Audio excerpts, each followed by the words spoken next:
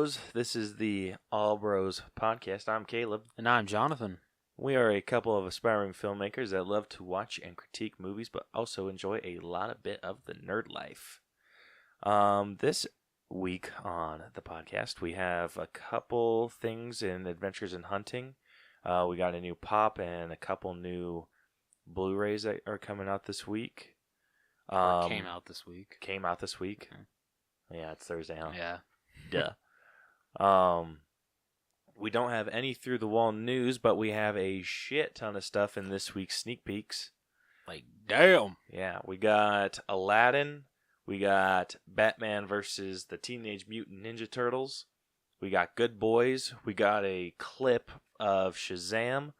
And what came out this morning, trailer number dos for Avengers Endgame. Oh, yeah. Hell yeah. And then for our main event of the evening, we are going to do a breakdown of Captain Marvel, which we saw on Sunday. Which was Caleb's birthday. What? No. Oh, yeah, I forgot. You hate being told happy birthday. I do. It's... Bleh. Hate it. Anyway, let's get to it, shall we? Yes, let's do it.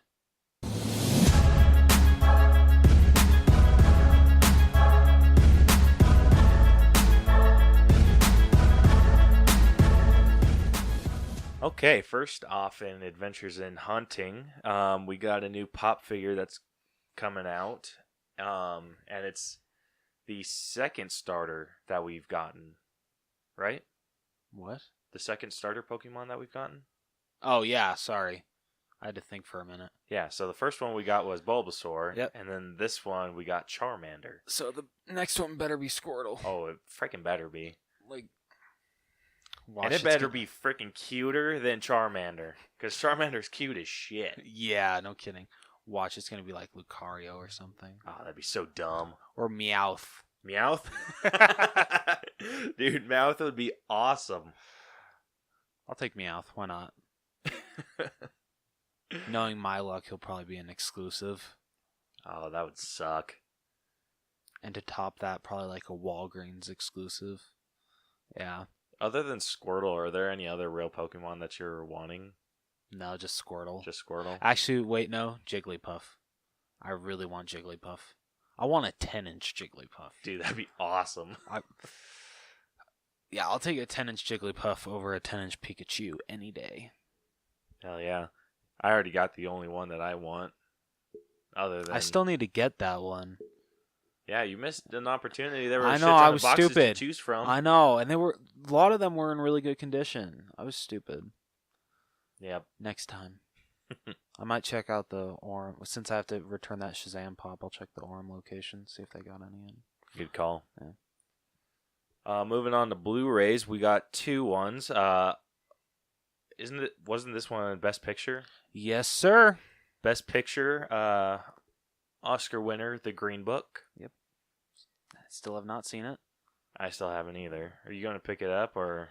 Not for like $20, but maybe like when it's like $15. Yeah. Fair enough. Might as well.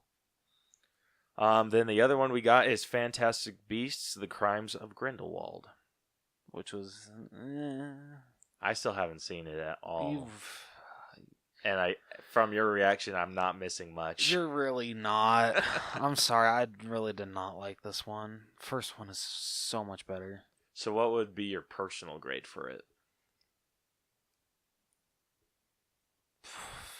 Probably like a C. A C? Yeah. Is that being nice? Yeah, you know what? Actually, C-. Damn. Yeah. You haven't graded a C- movie in a really long time. I did not like this movie really that much. Mm. What? No, I'm going to go with a C. There are some saving graces.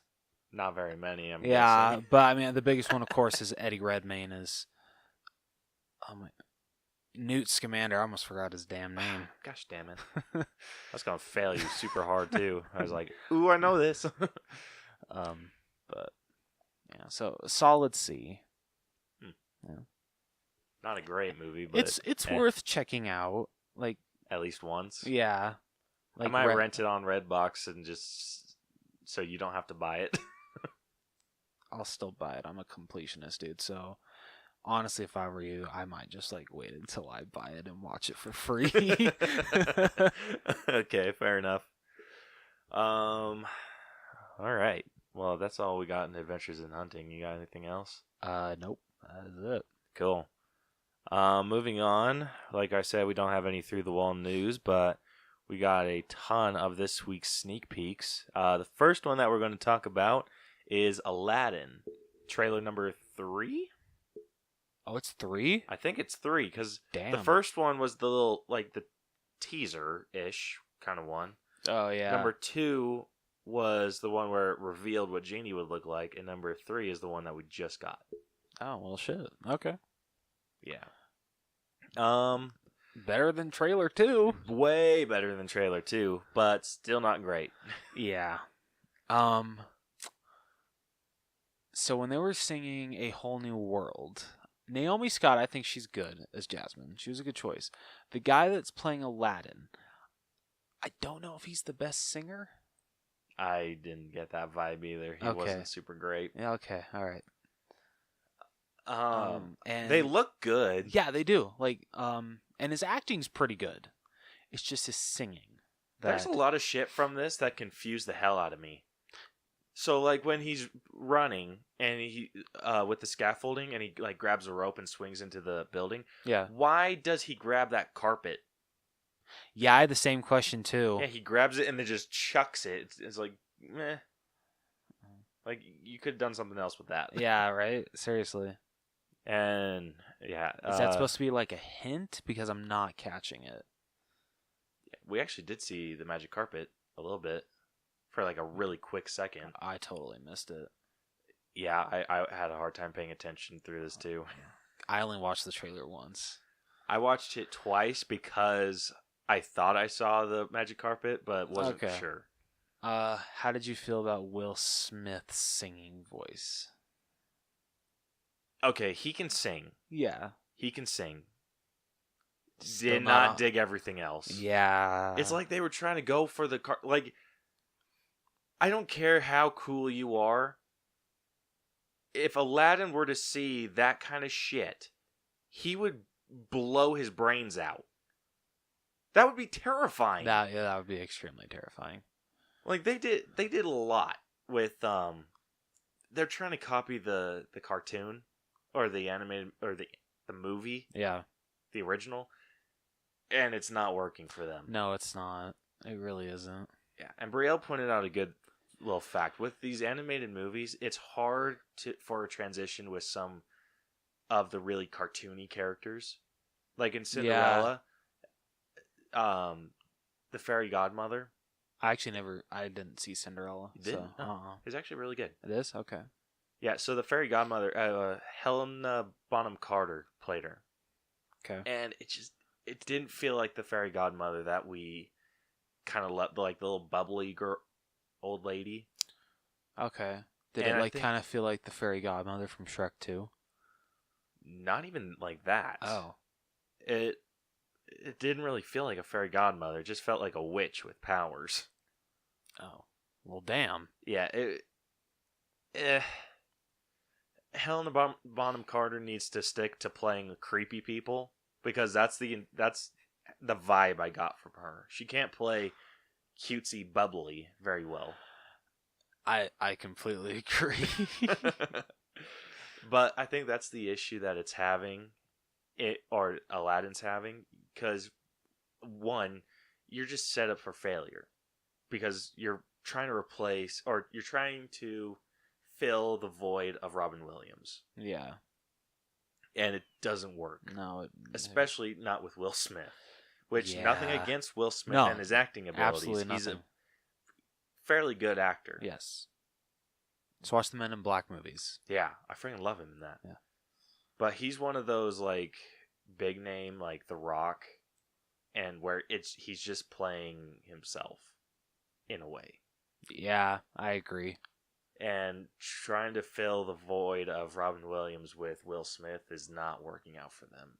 And then going with all the crazy animated stuff that they did in the Never Had a Friend Like Me song in live action is friggin' nightmare fuel. Dude, I'm honestly excited for. I know this is like switching movies, but that nightmare scene in Dumbo, I'm stoked to see that in live action. I want to be even more scared. Oh my gosh. I remember that terrified me as a child. That terrifies me to this day. Considering it's Tim Burton, I'm expecting a lot, so don't let me down. Yeah. The costumes in this look amazing. Yeah, costumes look fantastic. Yeah, it's just everything else. Yeah, right. Did you hear whose voice? What's the parrot's name? Do you remember? No. Okay, I don't either. Okay. Yeah. I know who voices him. What's his name? Gilbert Gottfried. Oh, okay. Did you hear that he's pissed? Who's voicing the parrot? Alan Tudyk. I'm actually really okay with that. I am too, but he's pissed that he didn't get contacted to play him again. I'm okay with that. You can only take so much Gilbert at a time. Yeah, you're not wrong there. Alan Tudyk is a freaking amazing choice. Yeah, no, I completely agree. Maybe I'm just biased because I freaking love Alan Tudyk. Well, I mean, he made he made Hey Hey an actual like viable character, and he barely said anything. So He didn't say a damn thing. the man has talent. Dude, he's so cool. He is, Like, and K2SO, like, come on, he was fantastic as him. Yeah, that was freaking amazing. Moving on, because I don't think we have anything else to say about Aladdin. It's just, Yeah, I'll see it because I'm sure this is a movie you definitely want to see on the big screen, but I don't know if I'll actually like it. Yeah, I'll go see it too. But if I have to fight for a seat, I'm not going to go see it. Yeah, the only like Disney live action movie coming up that I'm like dying to see is The Lion King. I'll see Dumbo, like that's the second one I'm looking forward to. But yeah, I'm sorry, Aladdin is like dead at the bottom. Lion King's actually seems like it'd be a lot easier to pull off in live action than Aladdin would be. Yeah. Oh yeah. Definitely. Be like way easier. Yeah. Like the transition should be damn near flawless. Yeah. I mean, it looks damn near flawless already from all the footage that we've seen. Yeah, they're just basically just, how do we make this look live action? Bam. Just copy the entire movie frame for frame, and that's how you do it. And just wait for the money to roll in. Because let's face it, we all know that the movie's going to make a shit ton of money. Yeah, I feel the people that were working on Lion King are a lot less stressed than the people working on Aladdin. Yeah. How do we make this look cool?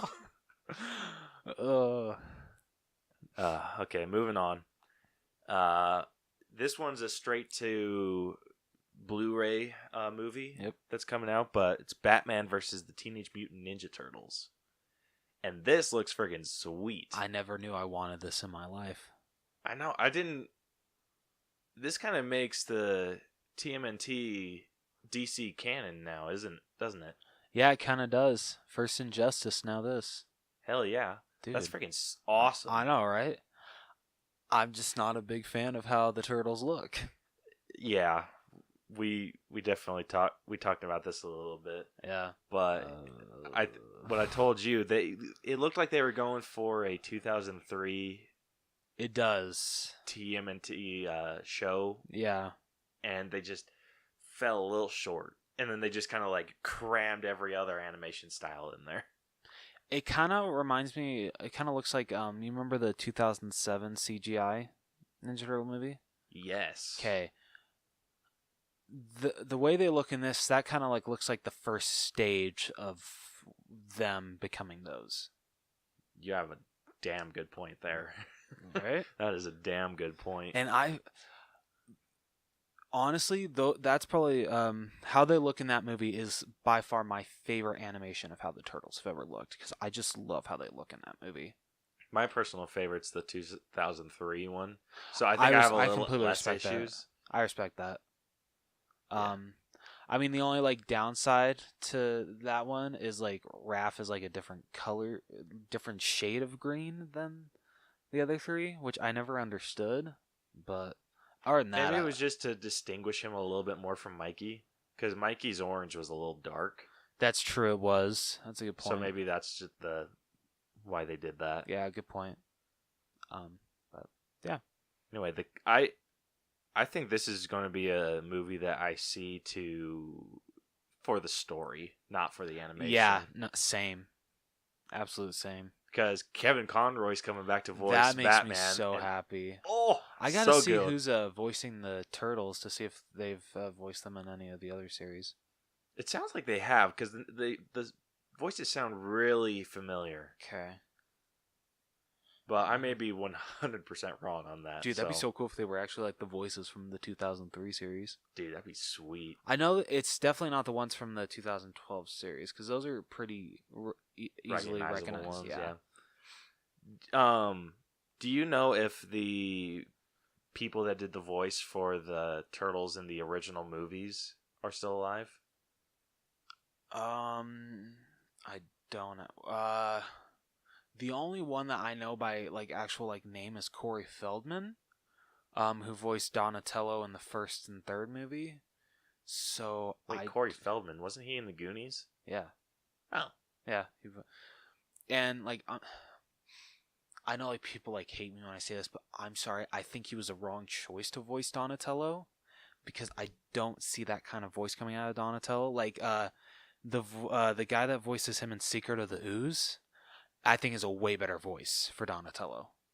Like, just like when I hear Corey Feldman's voice, I'm like, oh, I'm sorry, that is not Donatello to me. And that's in the first one? Yeah, that's in the first movie. Huh. I'll have to play you a clip. Yeah. But yeah, I haven't heard, or I haven't watched the first one in a really long time. Really? I watched Secret of the Ooze. Yeah. Because that one's just nostalgic value for me. But that's also a problem I have with the first one is like Donatello and Michelangelo really don't have a lot to do. It's mostly Leonardo and Raphael's movie. Whereas at least in the second one, Donatello actually got some stuff to do. So I did really appreciate that. But overall, I don't know if I want to blind buy this or like maybe rent it off Redbox first. I'd rent it first. Yeah. Because I think that's what I'm going to do, is rent it. Yeah. Okay, moving on to our next trailer that we got. You just barely showed me this. Did. Good Boys. And this is a Seth Rogen produced movie of these 6th graders. Yeah. So what they said? It's literally the so I think I don't know. I guess I would summarize it's like super bad, but when they were younger. Yeah, pretty much. Yeah. Oh my gosh. There was so much raunchy shit like, in this. Damn. I loved the joke at the beginning that I mean you can really only see this part on YouTube, but you're not going to see it if this trailer plays in the movie theater. But like Seth Rogen is sitting down with the 3 main kids, and actually Jacob Tremblay is one of them, which is awesome. But he's saying like how even though you're allowed to say, you know, shit, ass, and the F word, and you're allowed to do like all this like shit that kids aren't allowed to usually, even though you're allowed to do it, you're not allowed to watch yourself doing it in the trailer. So I thought that was a pretty funny gag. Dude, isn't that the same shit that the dude or the kid from Deadpool 2 had to deal with? He couldn't go see the movie. I think so, yeah. That's pretty funny. Can you imagine, like, I don't know. That'd be so interesting if my parents said that. You know what? I'm going to allow you to say the F word, but I don't want you to watch yourself saying the F word. I'm like, yeah. Oh, okay. I wonder what the situation was for the kids in It. If that was the same situation for them. I feel Richie's the only one that really curses. Yeah, he freaking cusses a like, lot. Yeah, like Bill says the F word like once. I don't think the other ones really say anything at all. Yeah, I hope Finn Wolfhard's mom is okay with him cursing up a storm, because damn. I feel like that's something it's better to ask forgiveness than permission. Right. So, Mom, I'm going to warn you right now. You're going to hear some words from me in this movie that you may not be happy with. But I got paid a shit ton of money, so, I think he'll be okay. I think we're square. Yeah, this is a good one. Yeah. Not one I don't think this is one I'm going to see in theater. Really? Oh, I mean, unless theaters hands down. Unless this is one that it's like in a slow month of movies, I might go see it. Okay. Because I like going to see movies at least once a month, but I go way more than once a month. Yeah. But at least once. Okay, if I pay for you on a $5 Tuesday, would you go see it? Yeah. Okay. Deal. I'm holding you to that. Anything else you gotta say about this? No, I'm freaking stoked for this movie. Yeah, I don't think we can get into the details of what really happened in the. No, we really can't. It's pretty raunchy. Yeah, unless we want to mark this episode as explicit. Yeah. But yeah, we don't do that. If you want to have a good laugh, definitely go check out the Red Band trailer. It's really funny. Moving on to the clip of Shazam that we got. This is a pretty great clip. Yeah, it really is. It really is. It was really cool seeing. I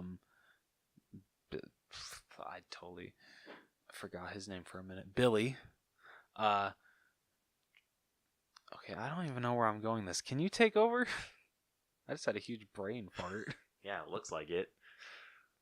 Yeah. I appreciated this clip because I had my doubts about Zachary Levi playing a little kid, but he pulls it off pretty well. He really does. Yeah, this sold me on the idea. I really don't have anything else bad I can really say about him. Yeah, I think one of our biggest issues with the first trailer, at least, was that Zachary Levi felt a little bit more childish than Billy was made out to be. Yeah, but this one he feels more like a 15-year-old that's stuck in an adult's body. Yeah, like it's got like thrown into it. He doesn't know what to do, and he's like super panicky. Like all he knows is I'm a superhero now. Yeah, and he's like, who do I know that knows shit about superheroes? Oh, that's right, my Eddie. Yeah, Freddie. My new foster brother. I made an it joke. I said Eddie, but I totally forgot his name's Freddie too. Yeah, and then it explores him trying to figure out what his powers are. He tries to fly and tries invisibility. Sorry, invisibility. Yeah. My apologies. You should be. Learn to pronunciate. Bitch. Obviously he doesn't have superior intelligence. No, he does not.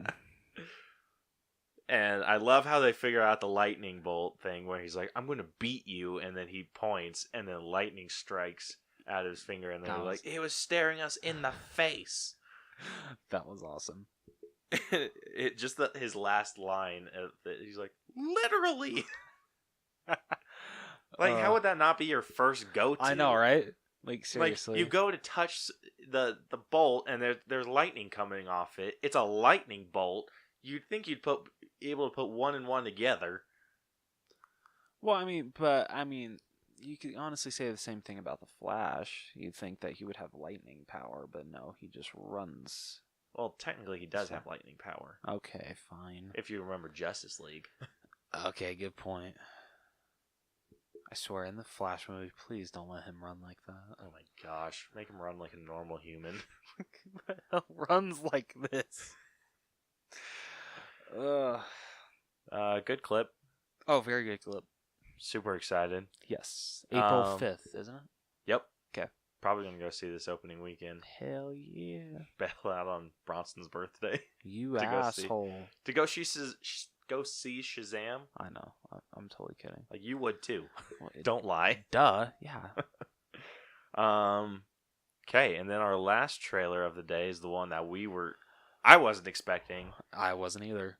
But this just came out of nowhere. Yeah, friggin' happy accident. Avengers Endgame trailer number 2. Hopefully the final trailer. Hopefully the final. I don't want to see anything else. Yeah.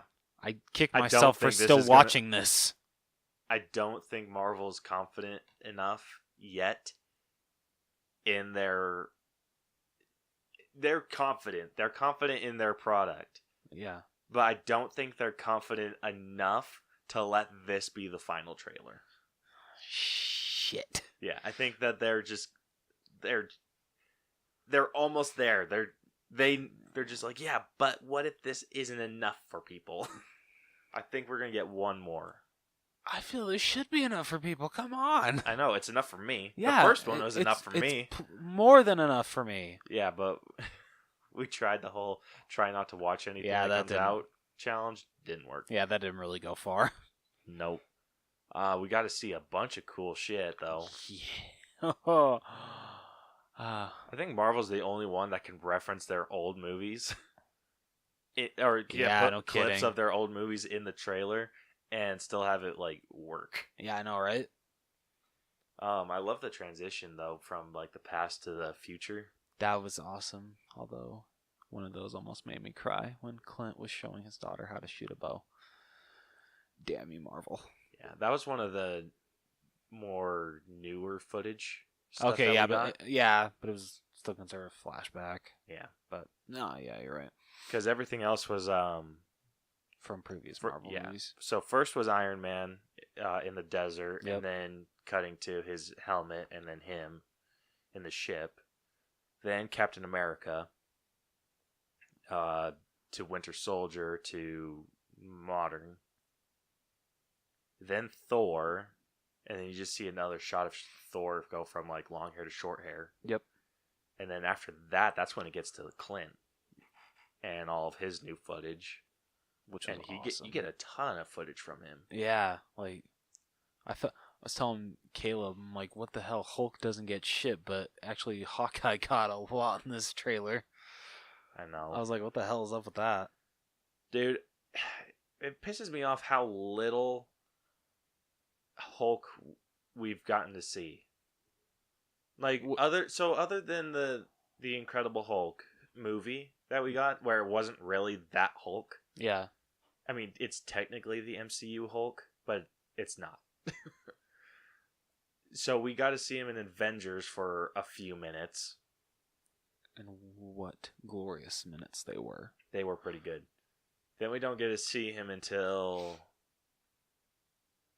Iron Man 3? I thought we only... Was he? Wait, I thought Banner was only in Iron Man 3. And that was like the... yeah, that's true. Yeah, that was like the mid-credit scene. Okay, so then technically we don't get to see him until Avengers Age of Ultron. Yep. And then we don't get to see him again until freaking Thor Ragnarok. And then he gets his ass beat like a little bitch in Infinity War. So we've gotten to see... Well, Clint's gotten the same treatment too. Yeah. Yeah, both Like, of our characters get the short end of the staff. We got to see him for a couple minutes, kinda, in Thor. Got to see him a little bit more prominently in Avengers, because that's the next time we got to see him. Yep. And then we didn't see him again until Avengers Age of Ultron. Mm-hmm. And then we saw him again in Civil War.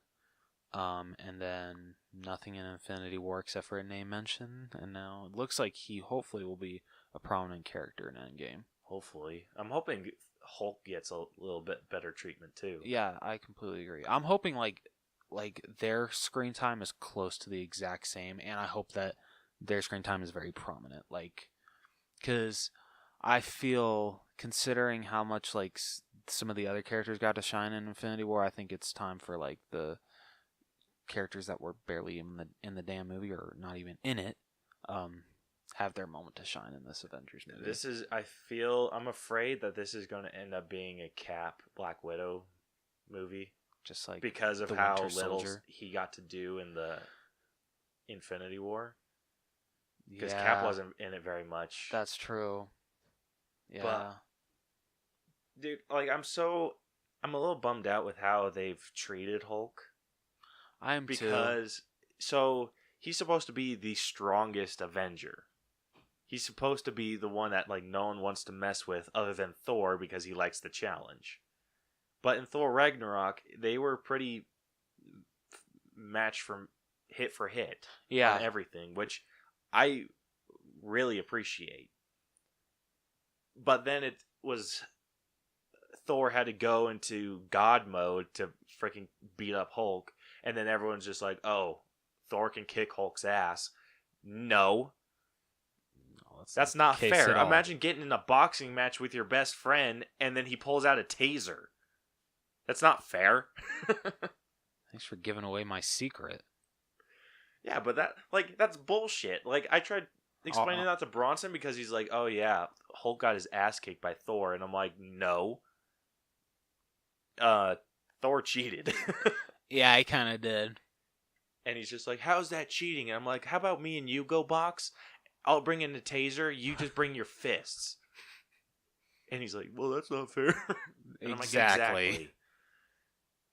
Yeah, and so he's supposed to be the strongest. Gets his ass freaking handed to him by Thanos. Like, I feel he should have put up a bit more of a fight. He should have.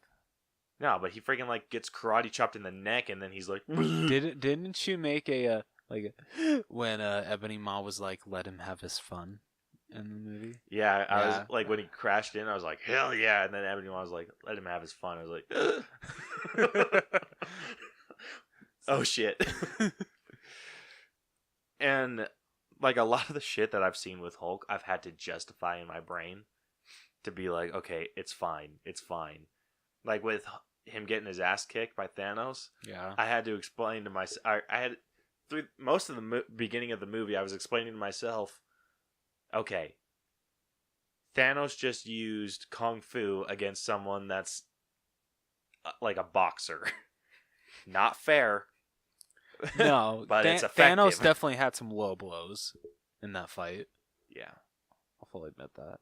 Like, but I Hulk swear, is if they don't get a rematch in this movie, that's bullshit. He better freaking get a rematch, dude, and he better kick Thanos' ass, or I'm not leaving the theater.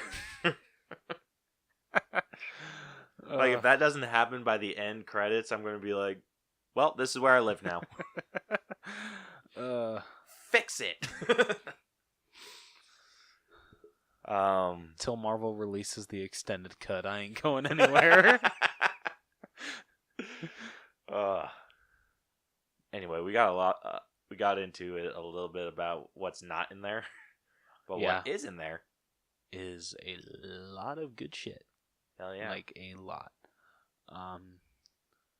I feel like the biggest surprise, and because it's one of the most badass shots of the trailers towards the end when they're walking in their quantum realm suits, they all look freaking awesome. Yeah, I had my hesitations about how those would look, but they look pretty good. They really do. Like, I'm amazed that Marvel was able to pull those off. Like, but they look fantastic. Mm-hmm. They look like the suit that Hank Pym was wearing. They do. Yeah, they do. Just painted white and red instead with of gray. Avengers logo. Yeah, I like that touch that they the Avengers logo. I really appreciate that touch. I feel one of the probably best shots of the trailer is seeing Rocket on a War Machine's shoulder. That was awesome. I can't wait to see that scene in the trailer. Dude, Iron Man better lose his shit when he sees Rocket. I know, right? Dude, everyone needs to lose their shit. Well, some people. Well, okay. All right. Yeah, let's see. Let's think about who saw him. Thor saw him. Yeah. I don't think anyone else interacted with him other than Bucky. Yeah, I think that was it too. Yeah. Cap interacted with Groot a little bit. So out of the Avengers, out of the characters that are still alive, the only ones that haven't probably seen Rocket are Clint, Scott, and did Banner see him? I don't think Banner saw him. Okay. I think he got taken back to fight Cole Obsidian. Oh yeah, that's true. Well, yeah, but I'm sure they probably did a whole huddle after all of this happened. So I'm sure they've actually probably. So I'm sure they all saw Rocket. Yeah. Because that's when Thor comes smashing down. Is when Rocket comes out and he's like, "Ah, you're screwed now." But I'm just wondering that, like, once Thanos did the snap and half of the universe, half of humanity disappeared. If those that were still in Wakanda, like, maybe like tried to get together, like come together, because, I mean, Well, a lot of them did. yeah, They were already like I grouped can't remember, up. but in that group shot, was Rocket there? Rocket was off to the side with Groot when Groot was getting dusted. Okay. Because like when in one of the final shots, when you see all the other survivors in the background of Infinity War, and then Steve's on the ground. He's like, "Oh gosh." Was Rocket at all in the background of that shot? I don't think so. Okay, all right. I'm gonna have to watch it again. Yeah, I do too, but I'm okay with that. Mm-hmm. So. But yeah, I want to see some. I want to see some people flip out about Rocket. Yeah, I do too. Just to lighten the mood a little bit. Yeah, This is like nothing we've gotten is happy, other than Scott being like, "Can you ring me in?" That's literally the only joke that we got. Yeah. So I pointed this out to you. The end of the trailer where we get to see Thor and Captain Marvel interact, and that was freaking awesome. But Black Widow does a lot of hair changing. Yeah, throughout she really this. does. She goes from blonde to redhead to blonde, and it's driving me nuts. So this is what I was going to tell to you, or point out to you. So when we see her with blonde hair, when Thor does his freaking strutting in front of Captain Marvel, okay, we see her with blonde hair. But earlier in the trailer, we see her with red, and it's like all braided up when she's with Hawkeye. Yeah. Was it just me, or did the bottom of her hair, of the bottom of the braid, look blonde? Yes, it did. So we need to assume that a while passes. So this is not like that'd be at least a year. Yeah. For Hasn't it been said that it's been a couple years? Or has it only been a year? I don't know if they've said a couple years yet. Okay. But I have to assume at least a year because her hair is long. Yes, it is. Digging the hairstyle though. Oh, I freaking love too. it. Yes. But yeah, her hair is a lot really long. And if it still has the blonde in it, it's been a while. Yes. Since she's gotten her hair cut. And yeah, so I'm wondering, because of one of these scenes with Ant-Man where he's looking at the missing poster and the house behind him, and he looks confused as shit. Yes, yeah, he really does. I'm wondering if he doesn't get out of the quantum realm for a couple years. That would not surprise me at all. And if he's only been in there for a little while and gets stuck in one of those time vortexes things that Janet was warning him about. Yeah. Huh. Yeah. So there's a lot to freaking dissect. Oh yeah, in this there's trailer. A shit ton, and all of it's freaking amazing. Yes. Oh, okay. So we got 5 movies that we all got trailers or clips for. Yep. Let's rank them. And this number 1's not going to be hard. Aladdin, right? You're such a dick. Sorry, I love making that joke. It's still funny. Yeah, for all of you listening, he's made that joke like 5 times today. Okay. I'm going to ignore your stupidity and say number 1 for both of us is Avengers Endgame. Actually, it's Batman versus Ninja Turtles for me. Bullshit! You're so dumb. Yeah, no. It's a no-brainer. It's Avengers Endgame, number 1. Yeah. I know that's number 1. So number 2 for you? Honestly, it's actually Good Boys. Really? Yeah, I'm really excited about this movie. Damn, Shazam's number 2 for me. Number 3 is Shazam for me. Number 3 is Good Boys. Okay. And then number 4 is Batman versus TMNT. Yep. And then 5, dead at the bottom, bloop, Aladdin. Yeah. Aladdin should be like 10. Yeah. Or, 100. Whatever. Give or take a few. We're not excited. No, we're really not. Yeah. So that covers this week's sneak peeks. Yeah.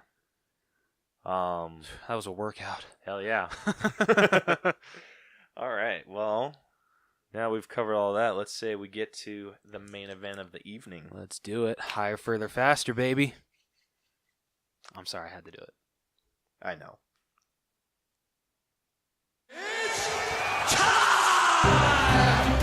Time for the main event. Let's play a game. Okay, so our main event of the evening this week is going to be a breakdown of Captain Marvel. Like we said, Yeah, we boy. went to go see it on Sunday, March so the 10th. Yep. And Which it again was Kale's birthday. awesome. I Sorry. will kill you. I know you will. And it was freaking awesome. Yes, it was. As a fan, so I think I went in there with 2 sets of eyes. I did One too. set of eyes was a fan, and I freaking loved the ever-living shit out of this movie. Me too. And then I And barely knew anything about Captain Marvel, and I loved this movie. Yeah, and after I was able to take the fanboy glasses off after I got home, and I was able to dissect the movie a little bit, it's still an amazing movie. It really is. It really is. Like most movies, it has its flaws, Yeah. but it's still amazing. Yeah. So for those of you who are new to this, we grade the movie on a scale of 0 to 100 based off of individual categories. So the first category we have is the story. Then we talk about the theme, acting, character development, and something brand new because we thought it was a little hard for us to judge music and costumes. We changed that to a scale of 1 to 10 of how well it fit. And that doesn't affect like how our average works or whatever. Then some music is on a scale of 1 to 10. The effects 0 to 100 because I think we can dissect the effects fairly well. And then costumes is again on a scale of 0 or on a scale of 1 to 10. And then we talk about how the movie does with its genre, which we decided is a superhero adventure film. And then at the end of our breakdown, we are given a final grade for the movie. So, let's get started. Rose, you have the synopsis of the movie. Sure do. So we're going to read that off and then get into our categories. All right. After crashing a key on uncharted territory, Air Force pilot Carol Danvers is brought up by the Kree to being a member of the elite Star Force military under the command of her mentor Yonrog. 6 years later, after crash landing on Earth while under attack by the Skrulls, Danvers begins to discover that she is not who she believes she is. With help from S.H.I.E.L.D. agent Nick Fury, Danvers begins to unravel the truth about her past. What she discovers is a secret that will unleash her true power and becomes one of the universe's most powerful heroes ever known. Hell yeah. So, getting into the story. How well, like, the story I felt was amazing through the first watch, but it did have some issues. It did. I feel my biggest one is I was a little lost at the beginning because I had no idea like how her past was going to affect the story. I did appreciate that the movie focused on her discovering like what her true past was by herself. I thought that was really cool. But at the beginning, I got confused because I'm like, okay, wait, did she start off a Kree and then like came to Earth, or like was she a human then became a Kree and then went back to Earth? I was like really confused. Yeah, it was a little bit confusing and a daunting thing to take on. Yeah. But I did really like how it went, that we were learning about her past as she was. Yes, I loved that. I thought that was awesome. It was super good. There were some issues that I had with Yonrog, other than, before I continue, I need to announce that this is a spoiler review. So if you haven't watched the movie, go see it and then come back and listen to us. Yes. Okay, that being said, with Yonrog being the bad guy, which is something that I knew because of another podcast I listened to, did a little bit of backstory on Yonrog. Oh, really? Yeah. Oh. And see, I walked into this movie like literally knowing jack shit. Yeah, so there was so much back and forth about what role Jude Law was going to be playing. Like, I thought he was going insane. Mm-hmm. Sorry, didn't mean to cut you off, but yeah, it was like insane, like how like Marvel was trying to keep. I don't know if they were trying to keep it a secret, but it was amazing like how many guesses people were taking of who Jude Law is in this film. Yeah, well, when he first got announced that he was cast in this movie, everyone was saying, "Oh, he's going to be Captain Marvel," or he's going not Marvel, Captain Marvel. I was like, what? Yeah, and I was just like, "Oh, sweet!" And then they started announcing that he's Yonrog, and I'm like, "Who the fuzz Yonrog?" And then it just went back, and they're like, "No, he's really Marvel. No, he's Yonrog." And then when the toys got released, I'm like, "Okay, he's really Yonrog," because the toys haven't lied. Never mind. Okay, I get that. While I was talking, I caught a glance over at the pop figure on my desk, and it's the Hulk busting out of Hulkbuster. So I can't say that in good conscience that the toys have never lied to us before. That took me way longer to get, and I'm ashamed that it took me that long to get that. Because that was funny. That was really funny. Kudos to you for that. Okay, so the toys haven't lied to us with names.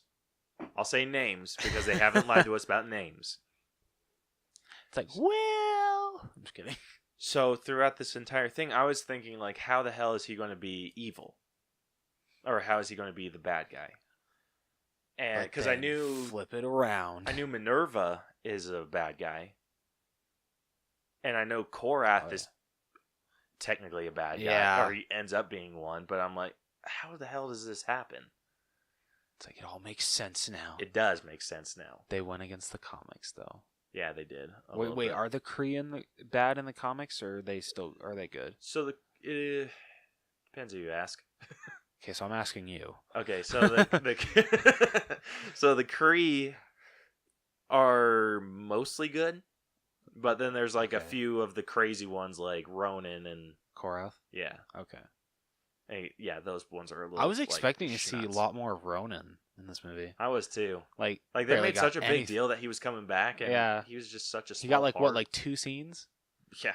His most and prominent he ran away like a bitch. Yeah, his most prominent one was him saying, "Oh, we'll be back for Captain Marvel." That's it. Pretty much. Yeah.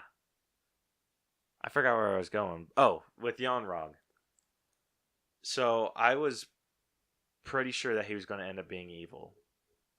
And they didn't... it kind of felt like it came out of nowhere. It did. Like, yeah, when it was discovered that the Skrulls were actually, like, the good guys, I'm just like, wait, what? Oh, okay. Well, like, technically, if he was not really a good guy. Okay, but, like... He's more of just a dude who's done bad things. Yeah. To save his family. So like this little Skrull sector, or whoever Talos was in charge of, he knew that. Isn't it Talos? Talos, or is it Talos? I was saying Talos, but it might be Talos. I think it might be. I don't know. Honestly, have no idea. Yeah. So he's just searching for his family, while Carol's searching for her past when she gets stranded on Earth. and the way she gets stuck on Earth, I thought was really creative. That was especially how well they were able to recreate a blockbuster in the 90s. Holy shit! Like, and a Radio Shack. Yeah, I know, right? Oh, like even Brie Larson was talking of how amazed she was, like just walking in there and like being brought back into time. And the guy that was interviewing her was like, and they even like had Hook in there, and she's like, I know, like how the hell did they get the rights to put that movie in? Oh, I got all the feels with that. I freaking love going to Blockbuster with you. I miss it. Yeah, so when she crashes, like, I loved how it was the scrolls that took her. Her past originates here, so we're going to travel here. And then that's when she freaking busts out and escapes. Yeah.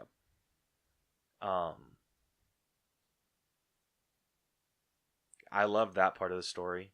I felt that worked really well. It did. It explained how she got to where she was at. I loved the freaking ass kicking. The action in this was pretty good. It really was. It wasn't super cut up like a lot of Marvel movies are. Yeah. And I did appreciate that.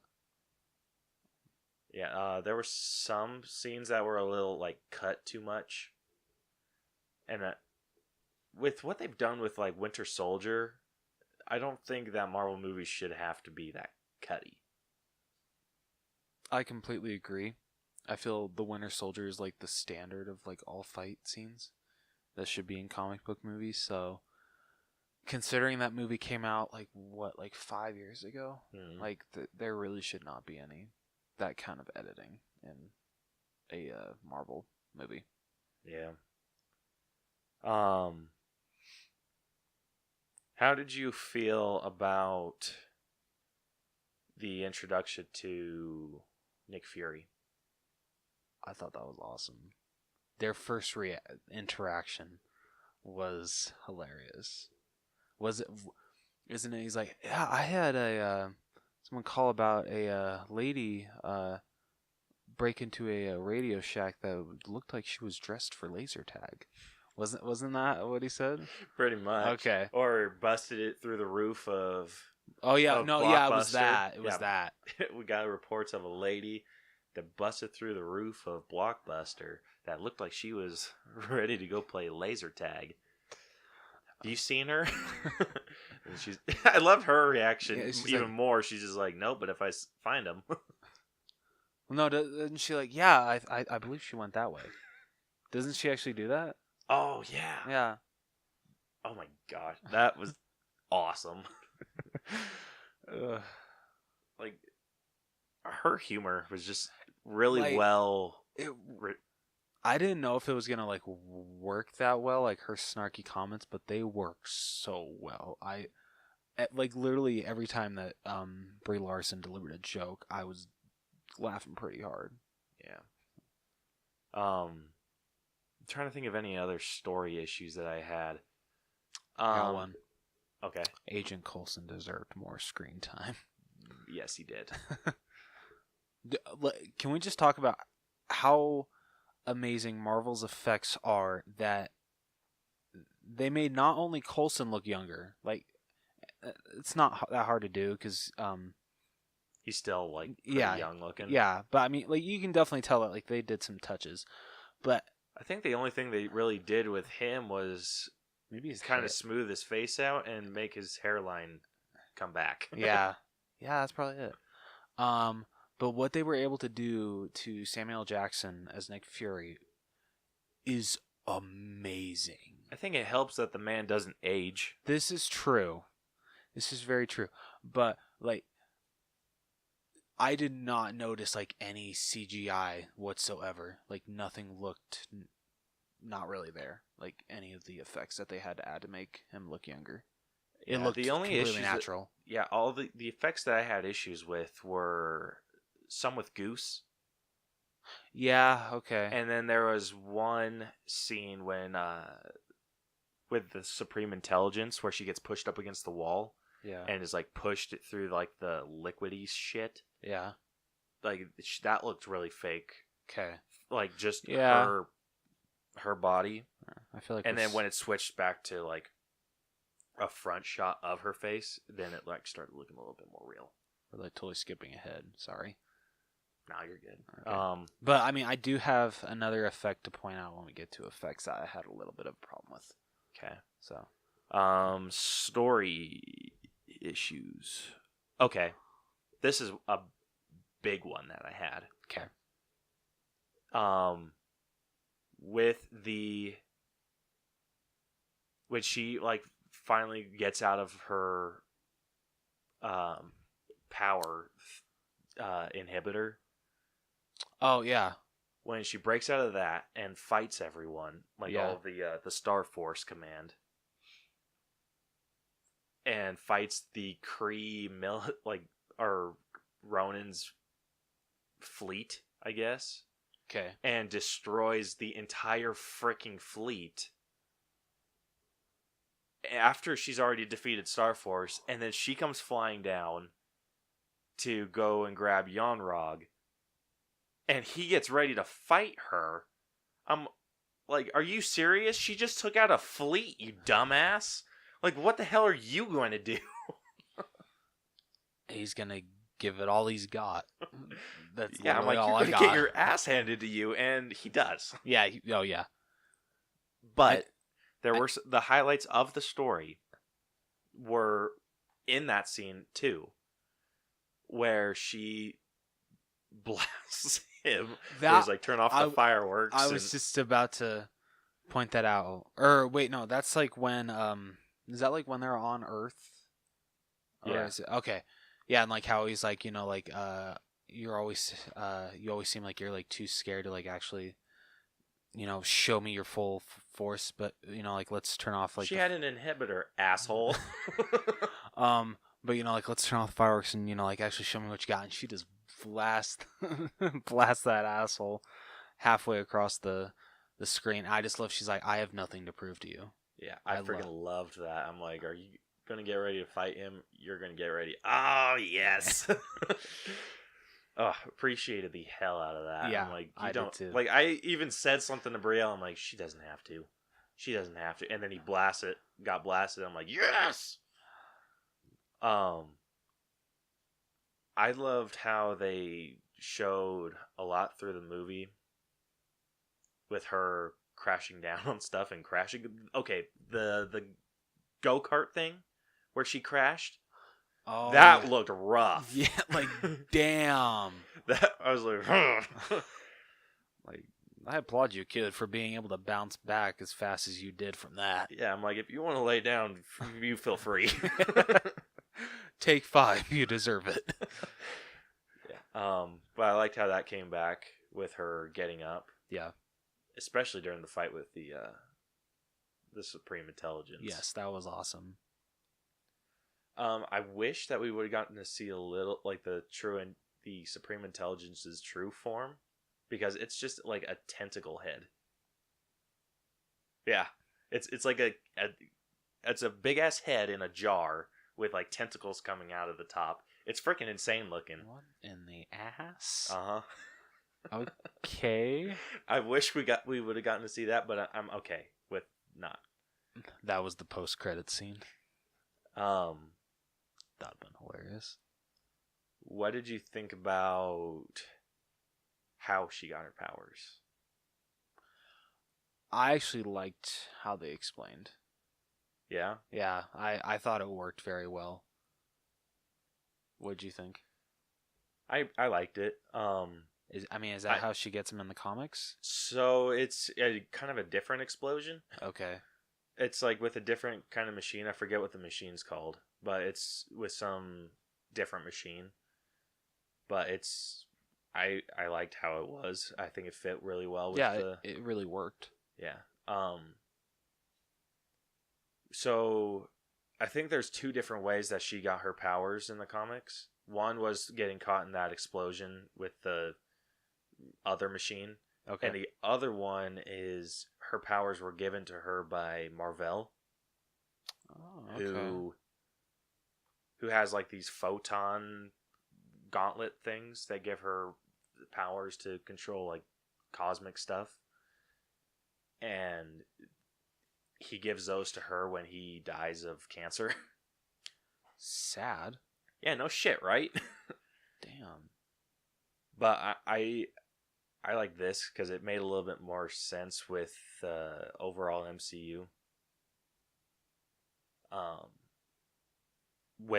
So Victor actually was tested me a little bit on this this morning. So he was asking if she got her powers from the Tesseract, which is in this movie. That's the power source for the Lightspeed engine that Marvel creates. So I thought upon like just a first initial watch that the Tesseract was in the Lightspeed engine, but the Lightspeed engine was just created from the Tesseract. Huh. So Marvel was doing her shit on her spaceship, Yeah. and then I'm guessing bringing her research back down to Earth and getting like all the Tesseract powered shit, and then creates the ship that her and Carol go fly off in, and it has that Lightspeed engine. She doesn't want someone that get that, and then she blasts it. So technically, it's not like a direct. She got her powers from the Tesseract, but she got it because of the Tesseract. Okay, all right, that makes sense. Cause I think because Vision gets his powers directly from one of the Infinity Stones. Yeah. Scarlet Witch gets hers because of the Infinity Stones. So kind of like, but oh wait, she gets hers from Loki's scepter, huh? Like they were doing experiments with Loki's scepter. Oh yeah. Yep. Okay, so she gets it not directly from the Infinity Stone, but something Close. Yeah. Close enough. So I would say her and Scarlet Witch's powers are pretty similar. They are. Yeah, they are. And they seem like, I don't know if Scarlet Witch can do all the shit Captain Marvel can. Maybe it's just different because different Infinity Stone. But See an Captain all-out Marvel brawl. Yeah, but she can between freaking kick ass. Oh yeah. Hands down. So, grade the story. Because as a fan, I give this like a 95. Yeah. As a critic, Like an 85? I'm thinking 80. 80? Yeah. Yeah. Okay. Just because there was quite a few issues. Yeah, I'll agree with you on that one. Okay. The theme. So the theme, what do you think? This was like an origin story, so maybe like a self-discovery I thing? feel for being a self-discovery movie, I think it's actually like pretty spot on. Like you pointed out to me that didn't you say that you kind of didn't like that it was kind of like not like I don't know. You didn't like that it felt like a Phase 1 film. Yeah. But I actually liked that. I thought it worked in its favor. Yeah, after some thought, I feel it did too. Fit really well in the Phase 1. Like I told trope. Caleb, I feel this was kind of like a good warm up before the big show, which is a Endgame, of course. Yeah. So as far as an origin story, I think they did a really, really good job. They did do a I really feel good Captain job. Marvel's kind of like one of the harder ones to tell like a good origin story for. And I feel I mean I don't know who directed this. I feel bad. I should probably look that up. Yeah, I forgot what her name is too. I thought it was directed by two people. I think it was just one woman. About to find out. Yeah, don't quote me on that though. I'm quoting you on it. Reference fail, bitch. So one thing that with the overall theme, because I think that a lot of this was empowerment like learning what your true power is Yeah. and everything. Was it 2 people? Yep, 2 people. Shit. Anna Boden and Ryan Fleck. So like I was saying, I feel like this was a movie about empowerment, finding out what your true power is, and something that like I felt didn't really fit with it, with like the overall story, was with Yonrog telling her to control her emotions, but she didn't seem very emotional. No, she didn't. Like so yeah, that was a little weird. Yeah, like she would, like, even when she did like unleash her power, she didn't seem like a very emotional person. She looked like, I think what he was referring to was that she was just pissed off that he was kicking her ass. Like after getting your ass kicked like a few times, you kind of get pissed off. Yeah, no. Like I don't care who you are. Yeah, I agree. You're gonna get a little salty, at least a little bit. Yeah, it's like control your emotions. Like your emotion of getting a little pissed off that you're getting beat. That doesn't make sense. No, it doesn't. So I had issues with that. I don't know. What do you think? Do you think that detracted too much, or because they put a lot of focus, or Jan Rog at least put a lot of focus? He did. So yeah, that does subtract from it a little bit. Not like hugely, but definitely a little bit. So maybe what do you think? Maybe like 85. I'm thinking 85 as well. Okay. Okay, acting. So let's get these names right. Hell yeah. So we're going to break down the people that we feel had the most to do in this movie. Yes. So number 1, obviously, we're going to Captain Marvel, played by Brie Larson. I thought she was fantastic. I thought she was too. I loved her in this movie. A lot of people that I've heard say that her acting was bland. I disagree. Like, I felt like it fit, because if she was trained for 6 years that she needed to become an emotionless drone. Yeah. She would feel a little bit dry. Yeah. But she had a lot of personality. Oh, she really did. With, like, screaming at that one scroll. That was awesome. Hit her, and just her sassiness. Yeah. Her and Samuel L. Jackson bouncing off of each other made this movie. Hell yeah. Like, it was amazing. I don't care if it isn't a Marvel movie. I want another Brie Larson, Samuel L. Jackson movie. They are in a couple of other movies together, actually. No joke. Yeah, dead serious. What movies? Let me find out. Okay. So anyway, while you're pulling that up, yeah, I feel like her character was supposed to be a little bit bland, but she has a ton of personality. Like she seems like a very intimidating person. Like someone that like will joke around with you, but they'll sometimes like say something that you don't know whether to take serious or not. Yeah. Okay, so you got it pulled up? Yeah, so okay, the only other one is like okay, I've only seen this movie once, but Kong Skull Island, they're in that movie together. Oh yeah. They aren't in it together very often. Oh, they're not? Oh. No. Okay, so maybe this is really like the one that they're very prominently together then. Because the only other ones I'm seeing are Unicorn Store.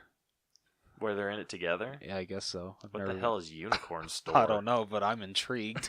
Just the name alone. And then Farce of the Penguins. The fuck? Have you ever heard of that movie? No. It's a spoof of March of the Penguins. It had like Bob Saget. I want to say John Stamos was in it too. Huh. Yeah. Okay.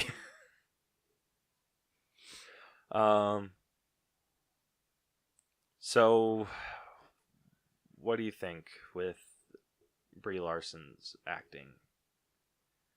I mean, it wasn't perfect. No, it wasn't, but the positives outshine the negatives to me with her portrayal of Captain Marvel. Yeah. So for her alone, I would honestly probably say like a 90. 90? Yeah. What do you think? Say 90's fair. Okay. Were you thinking higher or lower? I was thinking a little higher, but Really?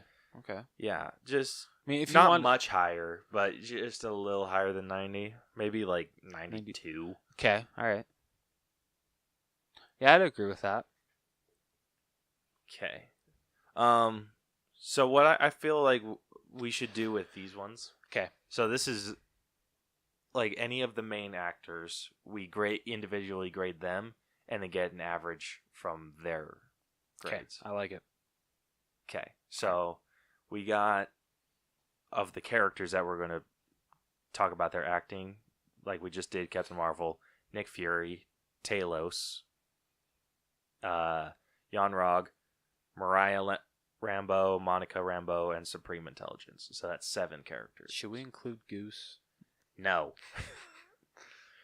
Asshole. Whatever. Okay.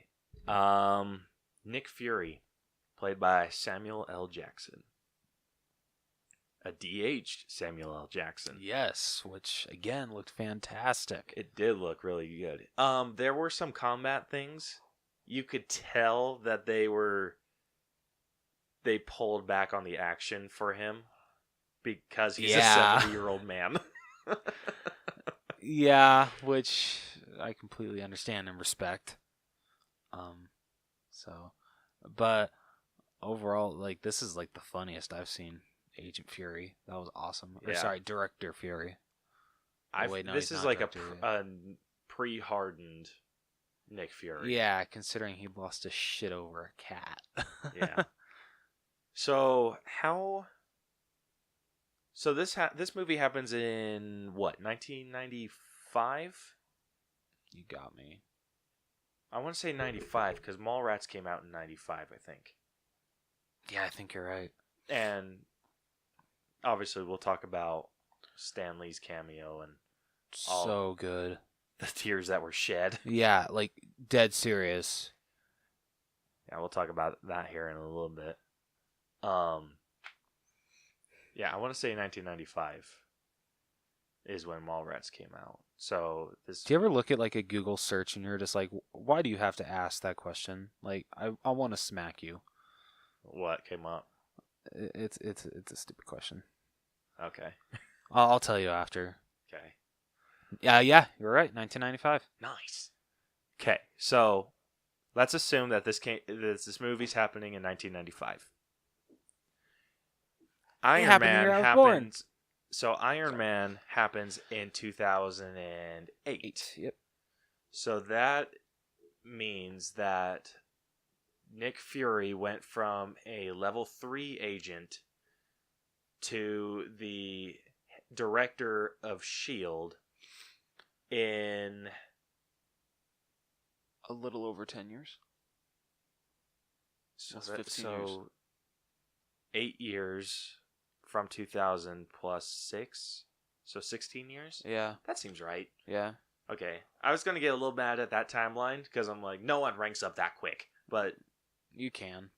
yeah, Yeah. in 16 years you can get a lot. Yeah. I'm not sure like director of S.H.I.E.L.D., but He's can become Samuel a L. head. Jackson. He can get anything he wants. Yeah, no kidding. Okay, so I'm not super mad at that. I do think they overplayed him a little bit comedically. Really? Yeah, How so? with Goose and how like, oh look at the little kitty stuff. That went on a little too. Yeah, often. okay. And I feel like that's more writing than anything else. It is. Yeah. So I'm not gonna dock him for that. I honestly don't think I had any issues with No, Nick Fury. I didn't. I did appreciate that they explained how he lost his eye. Oh my gosh, so dumb. Hey, but Dude, it explains it. Doesn't that kind of just make fun of the line he had in Winter Soldier, where he's like, "Last time I trusted someone, I lost an eye." Yeah. You didn't trust anyone. You got your eye cut out by a cat. You jerk. He trusted Goose. Albers. He trusted Goose. Fair enough. All right. So, what are you thinking on grade? Honestly, like a 95. 95. Yeah. What do you think? I'm thinking that too. Okay. And I want to say I'm giving 95, which is higher than we gave Brie Larson because Brie Larson had a lot more to do Yeah. than So there's a lot Nick more to Fury. judge her on than Yeah. So that's the only reason. Yeah. It's nothing against her character or her acting. Nothing at all. Okay, next we got Talos, played by Ben Mendelsohn. He was fantastic. He was pretty good. Even behind So all was- those prosthetics. Was Ben Mendelsohn also Nick Fury's buddy? Or like the human version? Was that him too? Yes, yeah. Okay. Well, that's his that's his boss. It's not his buddy. Okay. Yeah. So his boss, that was Ben Mendelsohn, Yep. and then there was Ben Mendelsohn in the Skrull makeup. Yep, that's him. Okay. I really liked him. I did too. I did not think that. I mean, behind all that latex, you could really make a scroll that funny, or actually really feel for a scroll. But he really did. Yeah, I think they used just enough makeup so he could still emote. Yes, And he does really well at he emoting. really does. I haven't seen a movie with him in it that I haven't that I maybe don't like the movie, but I've never hated his portrayal in any movie I've seen him in. He's usually the better part of that movie. Mm-hmm. So maybe you know this because I got confused as shit. Was the neighbor that came to the door at Mariah Rambeau's house, was that the real neighbor? Or was that the other Skrull? Because I she don't slammed know the door now. on his face, and she turned around, and he's just like, "You should be nicer to your neighbors." I do not know for certain now. Yeah, I gotta go see the movie again now. Like, I don't know if they explain that. Oh, that just gives me another good reason to go see the movie again. Thank you. Yeah, I do not know. Damn it! Shit. I'm like, okay, is it a Skrull? And that explains why it was so weird because he looked confused as hell. Yeah. So I don't know. I am kind of more leaning towards it was the other Skrull, Yeah, but still gonna see the movie again to make my final judgment. just to confirm. Yes. But yeah, his comedic delivery was amazing. Oh yes. Oh. And even when he was a bad guy, it was awesome. Or when we thought he was a bad guy. I loved when she was in the upside down memory containment thing. Yeah. When that scientist tapped on Captain Marvel's head. Oh yeah. And he's like, wait, that did something. Or towards the end when he's like, "You sure you don't want me to go back into your boss's body?" I had quite a good time playing your superior. That was pretty funny. Yeah, he did really good. I don't know about you, but when they were on Marvel's lab ship thing, and he started doing that call, and all the other Skrulls came out, I was like, oh shit, this is a setup. Yeah, I thought the same thing too. I'm like, okay, yeah, shit's about to hit the fan really, really fast. Yeah. I was like, ooh. Like someone's about to get jacked. Yeah. It's like that's how it ends. They all die. Yeah. Yeah, there was I had no issues with him. I didn't either. None. So what are you thinking, 100? Yeah.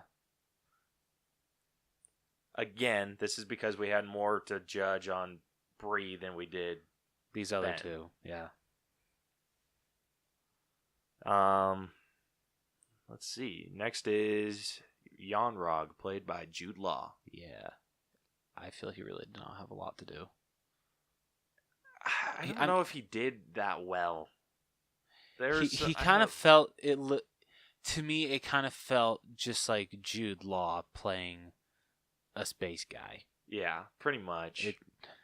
It didn't really, and I don't know if that's really Jude Law's fault, because I feel if you watch him in Fantastic Beasts: The Crimes of Grindelwald, even though it's a very small role, because he plays Dumbledore in that movie, he actually does feel like Dumbledore. I feel like I'm like slurring the word Dumbledore. Just a little bit. Okay.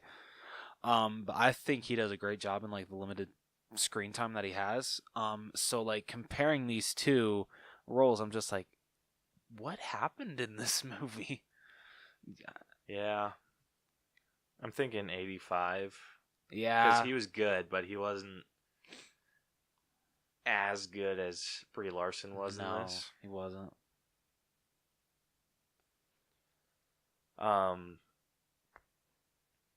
Mariah Rambeau, played by Lashana Lynch. She felt like the heart of the movie. She did, and I loved that. Yeah. I loved like that. The relationship that she had with Carol before she disappeared, and how she portrayed being hurt. Yeah. Like, you don't know how it feels to literally just have your best friend be gone in just 1 minute, and this is all you have left of her. Yeah. And then even though she's back, it's not her. Yeah. It doesn't like feel that, the same. She did really good at being like, I don't know what the hell is going on. Yeah. She did a fantastic job. But she did really good. She really did. She was more like the catalyst for a lot of the emotional scenes, especially out in the front yard with Carol. That interaction, back and forth was just... Oof. That was great. That was amazing. I don't know if I really have any problems with her character. My only issues with her is like during the action sequences. Like her like little cheesy one-liners.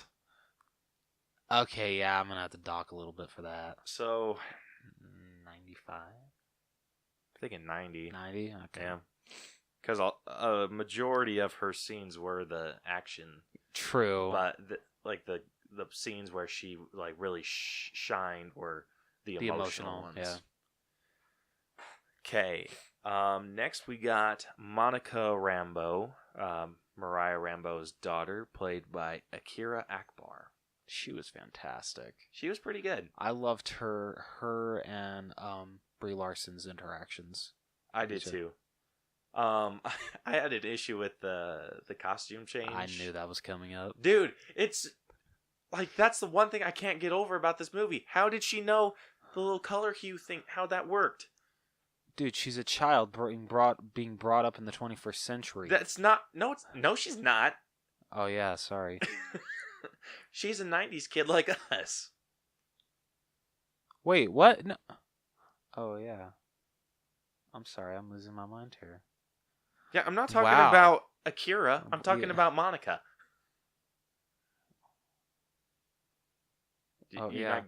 Yeah, dude, come sorry. on. I'm Keep sorry. up. I'm sorry. I'm just losing my mind here. She knew how to use a computer, and that's how. Yeah, I got nothing. Yeah, because computers back then were so hard to use. The hardest thing about the computers back then was the loading time. Have you seen that picture that says when it was time to go to the computer lab, and it was like the old style Apple computers, and like everyone was rushing to pick their favorite color? Oh yeah, I freaking we never blue had all the time. Yeah, ours were only blue. No, ours were only green. We never had different colors. Dude, we only had the blue ones for like a year, and that was when I was in second grade, and we only went to the computer lab like twice. In third grade is when they switched to the boring ass white ones. Please tell me you played Oregon Trail. No. What?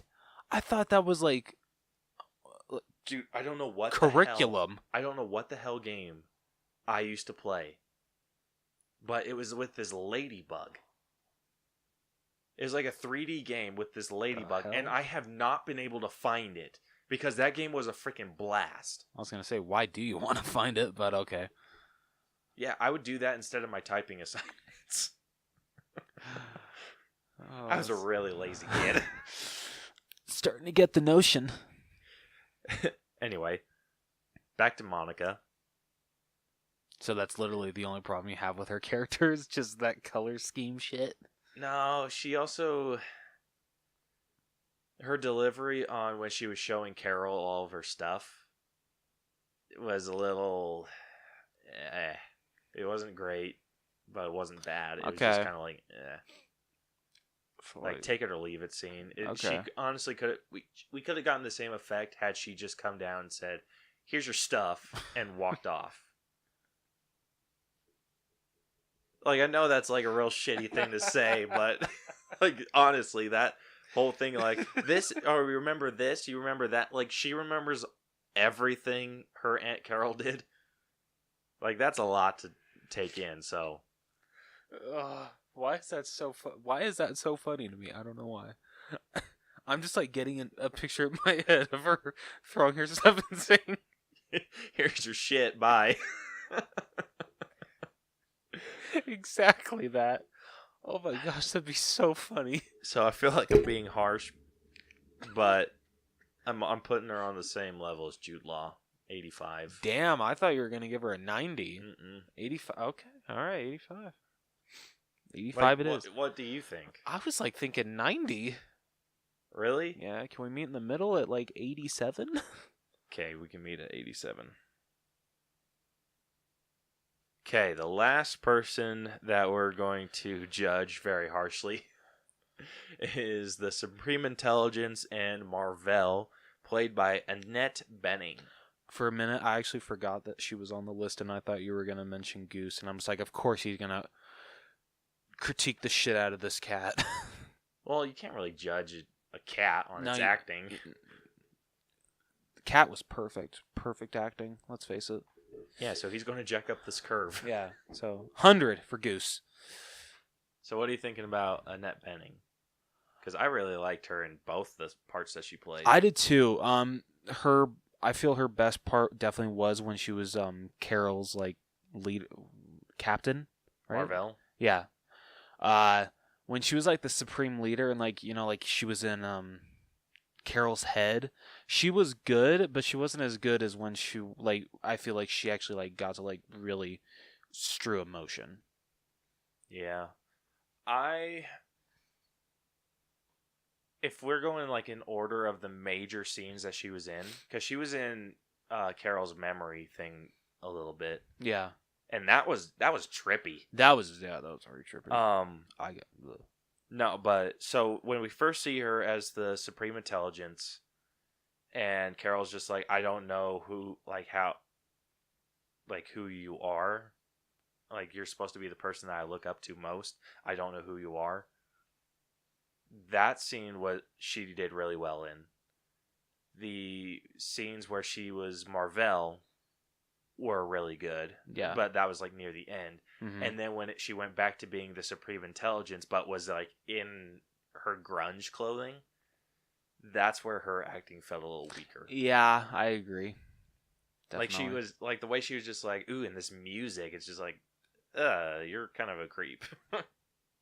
Do you feel after this movie you can't look at the oh my goodness, that green costume the same way again now that you know that the Kree are bad? Yep. Okay. Can't look at it. Which really sucks because I actually really liked that costume. Looks badass. It is a pretty badass costume, but I like the color change. I do too. So I with the color changes, I think they went. I'm not sure about the weird neon, but there was a couple where I think I recognized the colors of the original Carol Danvers. Yeah, like her costume with it was just red and gold, and just some black. That was actually from her Ms. Marvel days. So when did she switch from Miss Marvel to Captain Marvel? So in the comics, she started out as Carol Danvers. Okay. fell in love with Yonrog. Just kidding. Captain Marvel. Took on Maybe. like kind of shared powers with him. Or so when she was in the explosion, Yeah. I'm pretty sure she. That's when like her and Marvel had similar powers. Oh, So okay. she took on the name Ms. Marvel, Okay. and then she was Ms. Marvel for a long time. And then when Marvel died, she took on his role as Captain Marvel, because he went by Huh. Captain Marvel, and then she took over, and then Captain Marvel, Okay. and then she just kind of stopped using Ms. Marvel Yeah. until Kamala Khan took it over with her origin. Kamala Khan? Kamala Oh. Khan, Oh. I was like, what the hell? Kamala. Yeah. So Kamala is the Ms. Marvel now, Okay. where it's the 60-year-old Muslim girl. Okay. And I want to do a Dreamcast of her because I love her freaking origin story. Okay, yeah, you'll be leading that one. Just heads up. Yeah. Like, I've already been thinking about who I'd want to cast as like all Damn. the roles. Yeah, it's an ordeal. Anyway, getting back to Annette Bening, she didn't have a whole lot to do. She didn't. So I think her score is going to be lower because of that scene, the last one that we got of her. Yeah. So, what do you think? Like 85? I'm thinking 85. Okay.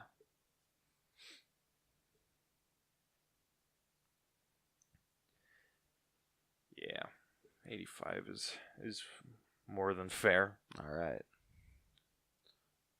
So, what does that average out to? Okay, so we got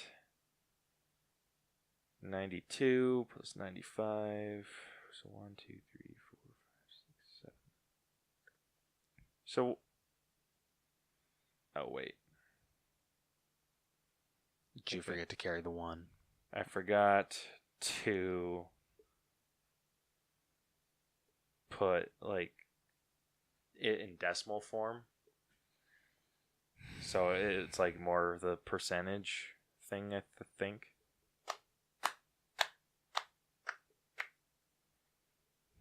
Attaboy.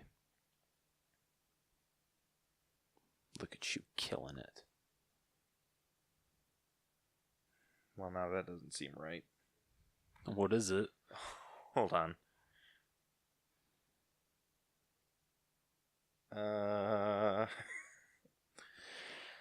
Damn it, Caleb. Damn it, Caleb.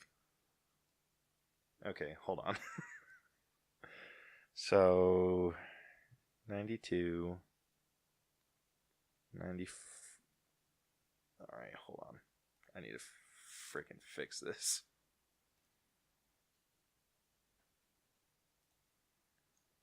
Okay, so 92. I might just edit all this out. 95. 100. 85. 90. 87. And 85. So highlight all those. So wait. Average.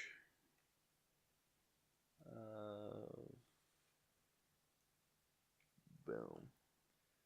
So the average comes to 90 Okay.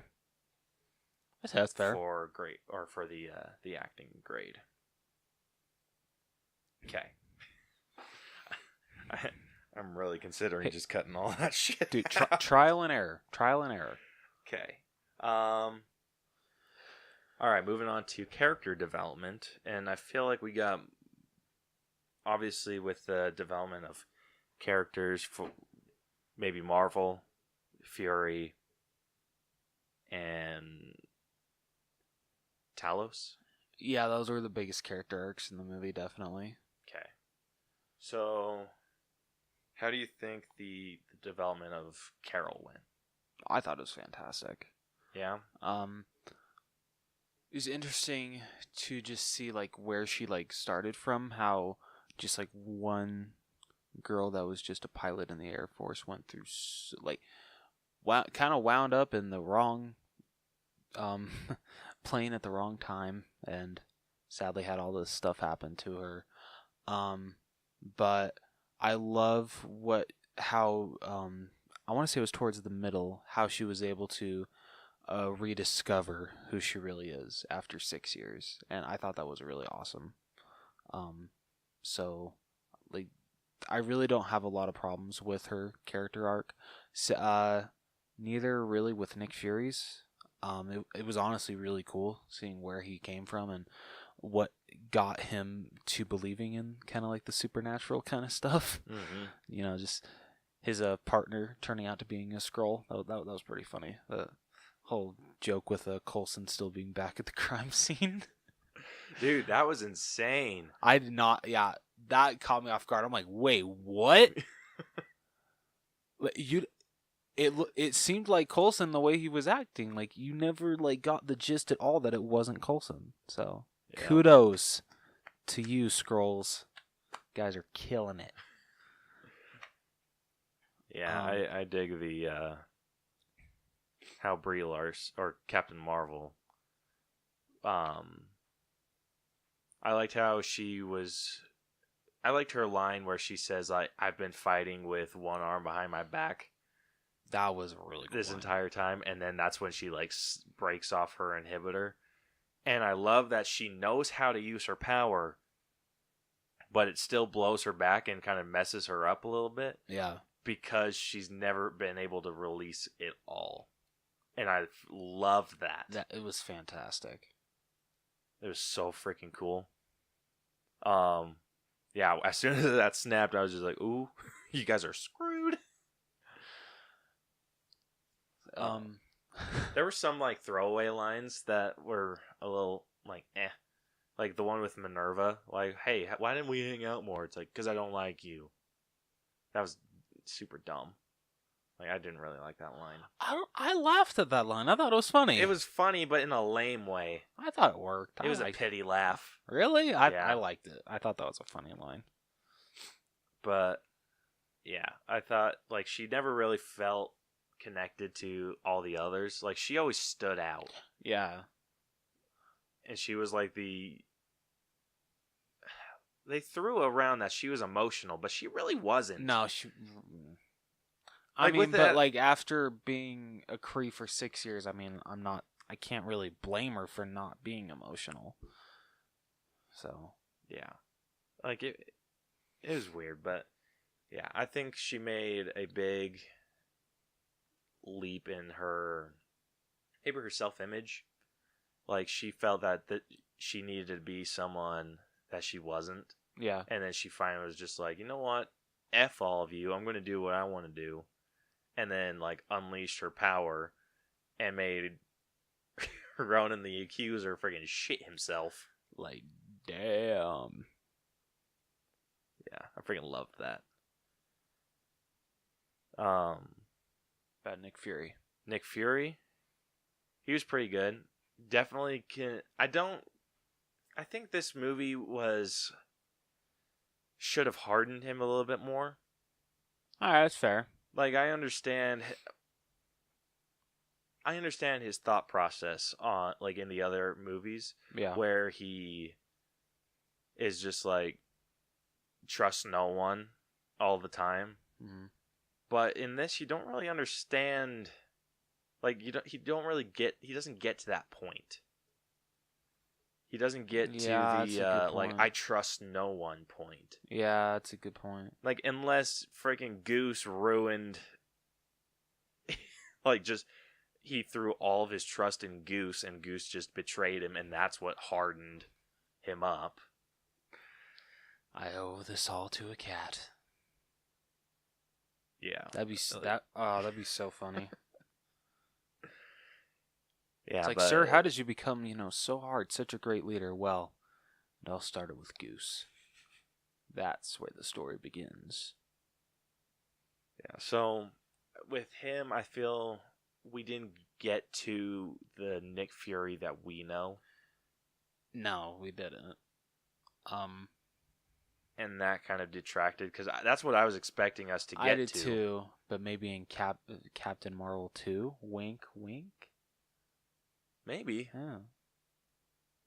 I mean, we have 16 years to cover. True. He didn't start becoming a hard ass until the 2000s.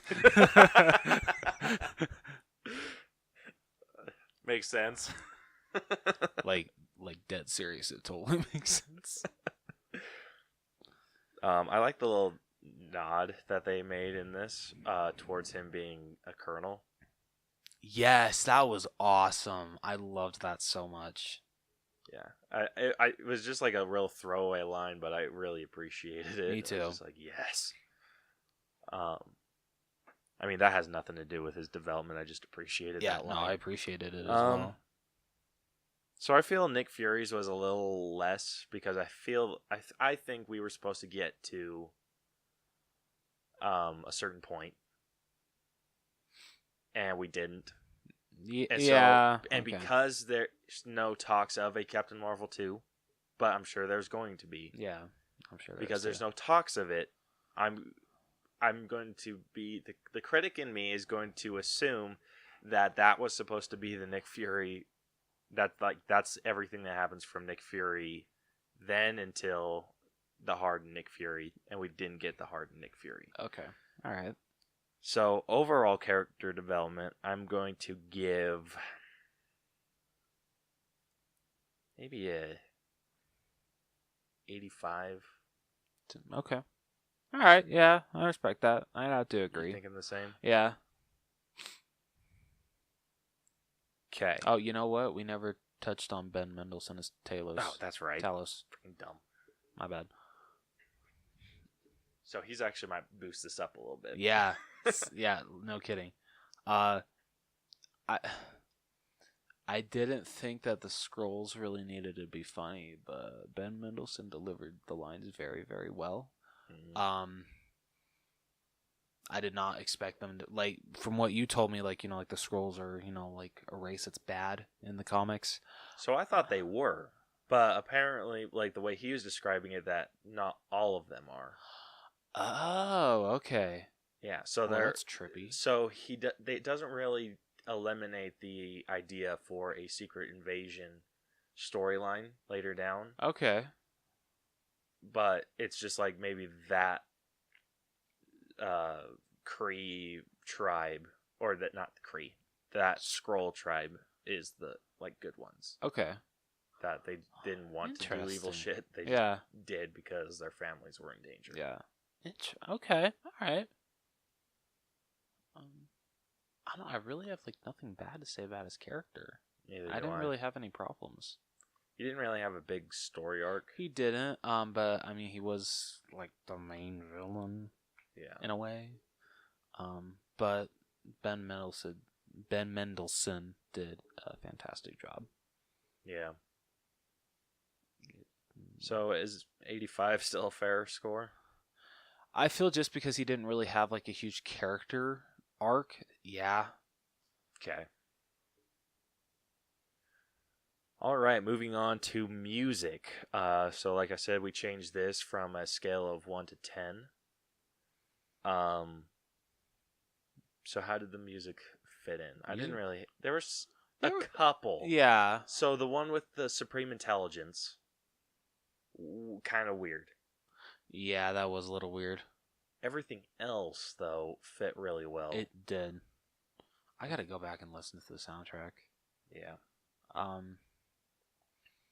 Apparently, I'm not super familiar with 80s, 90s stuff, or with the music that they played. Yeah. But apparently, the music that was played with the Supreme Intelligence was some Nirvana song that came out during the 6 years that Carol was gone. So everyone was just kind of like, well, how would she know that song? And I'm like, she couldn't have just heard the song while she was road tripping with Fury. Like, come on. Yeah. You know the internet. So, what are you thinking? I'm thinking like 8 or 9. I'm thinking 8. Okay, 8 it is. Okay. Effects. So we had a few issues with Yes. the effects. One effect that I forgot to point out. In some scenes that Captain Marvel is flying with the helmet and all, it looked a little too heavy CGI. It did. Okay. It looked very heavy CGI. Like, damn. So I'm gonna have to take some points off of that. Definitely. Like I said, Goose had a lot of. Yeah, You could tell when it switched from CGI to normal cat. Yeah. But like the fire on her fist, that looked fine. Like, no, Yeah, the light effects looked really good. Yes, they did. Like with her energy and everything. Yeah. Looked really good. Yeah, at no point with those scenes did I think that, oh, that's like way too CGI. No, that actually looked real. Yeah. Well, as real as it could. So the de-aging with Nick Fury and Coulson looked awesome. Yep. The energy with her powers looked awesome. I think the only issues we had were with some of the flying movement and Goose. Yeah. And then there was that one scene with the Supreme Intelligence that I was talking about. Yeah. So 85? I'm thinking 85. Yeah. Okay, costumes. I loved Captain Marvel's costume in this movie. Holy shit. Both Both were her pretty good. Veers and her Captain Marvel costume, both were fantastic. Yeah, they were pretty amazing. I'm trying to think of any of that like stood out as not fitting in that well. I know some people complain that the movie didn't seem too 90s, and I don't think they were trying to throw the 90s in your face. No, they weren't. Like they were trying to show like not everyone dresses like a freaking 90s person. Yeah. I feel like they threw in enough to warrant that this movie does take place during the 90s. Yeah. So I'm thinking like 95?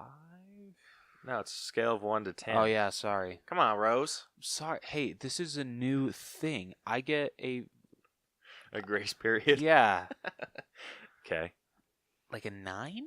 9? Yeah. That's what I'm thinking too. Excellent. Okay. Now, as the genre grade, so superhero adventure, but since this is part of the MCU, we're going to grade this as a MCU movie. Okay. So, like I said, I feel this fits a little bit better in Phase 1. Agreed. Like, when I went into this, I was expecting top quality like Black Panther or Infinity War, but we ended up getting like a First Avenger or Iron Man, which is not a bad movie. No, it's not. Like both agree it kind of works in its favor. Yeah, but Black Panther and Infinity War are just in like a different tier. Yes, I agree. Movie. So, I want to give this like around what I think I gave Iron Man, which is like a 90. I would agree. Yeah? Yeah.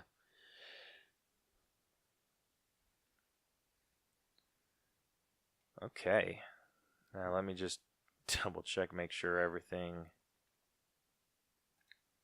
fit in like it was supposed to, and it didn't. Alright, hold on. You're killing me, Smalls.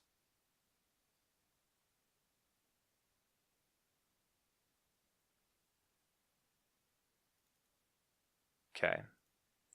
So, our final grade for Captain Marvel is a B. Sitting at a B. Which I think is a fairly good score. Yeah. I think it deserves a solid B. Mm-hmm. I think if anything, it maybe I'm leaning a little bit more towards a B plus. Yeah, it's a but- soft B plus. but a B is a Yeah, really good score. I completely agree. So yeah. Well, I believe this concludes this episode. Unless you got anything else to mention about this movie. No. If I bring up another comment, it's gonna get heated. No. Okay. Well, I think you know what comment I'm talking about. what comment? The Aquaman and Captain Marvel comment. Okay. Yeah. Yeah. I don't think it'd get heated. I see both sides, Yeah. Okay. but anyway, we'll get into it. All right. Well, like I said, this concludes this episode of the All Bros podcast. If you like this episode, want to check out more of our stuff, you can subscribe to us on iTunes, Google Play, Stitcher, SoundCloud, iHeartRadio, Radio Public, and Spotify. Our episodes also get released on YouTube. New video would have been heading your way soon, but Rose's computer decided to take a shit on him. Yeah, and I lost everything. Yep. So I truly, truly apologize. I'm sorry. Okay, you can also be sure to follow us on Facebook at facebook.com/The All Bros, or we're on Twitter at The All Bros. And if you have something you want us to discuss in the next episode, or a movie we should see, be sure to email us at theallbroschannel@gmail.com, or you can fill out a form on our website, which is tinyurl.com/The All Bros. Next week, what did we say we were going to do? Wasn't it How to Train Your Dragon 2? How to Train Your Dragon 2. Cool. So what should our question for our listeners be regarding that? Because we didn't get any comments from them this week. Sad. Yeah. So what? Vic. Come on, man. I'm just kidding. Yeah, share this with people. So we can get read something. Like I'm pretty sure. Let me just double check, just in case. Because if I'm wrong, I'm going to feel like an asshole. But you have to come up with the question. I mean, I feel you should already feel like an asshole, but it's just me. Ooh, what is your favorite type of dragon Ooh, that's a pretty good one.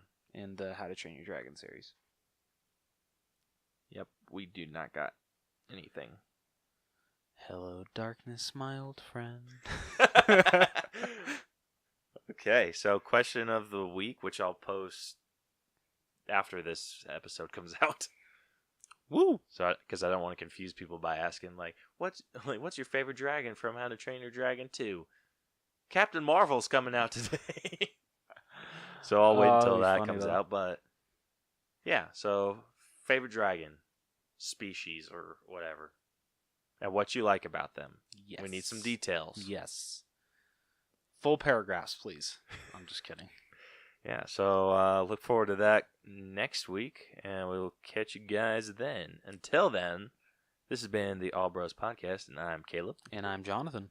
And we'll catch you guys next week. Deuces. Bye. I don't know what the hell that was. Dude, every frickin' week. It's going to change every week. Get used to it. Yeah, it would if it did change every week, but it's like the same voice, just like different, like where you do the enunciation of it, like brr. I'm just going to have a completely different phrase next week, okay? What do you say? Say, not What do I say? I say good luck. you're an asshole.